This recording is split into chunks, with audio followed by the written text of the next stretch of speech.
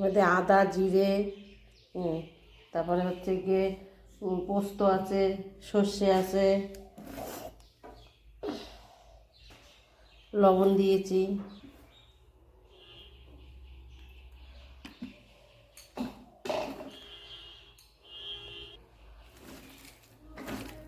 কটা সিম দিয়েছি, কুচু কুচু করে আলু দিয়েছি, পেঁয়াজ দিয়েছি, কাঁচা টমেটো দিয়েছি, ধনেপাতা আছে।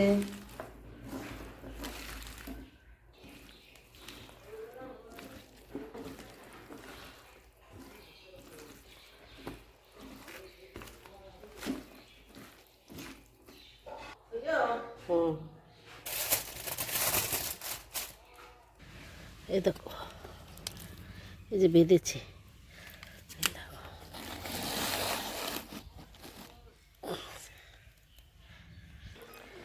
এবার তুলে দেখবো।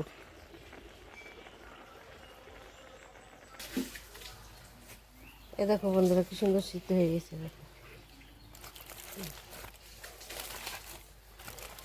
উনুনের ভিতরে মাছ পাতায় দিলাম ভিতরে। এ দেখো বন্ধুরা, থালায় ঢেলে রেখেছি। বলবা কেমন হয়েছে, কমেন্টে লিখে।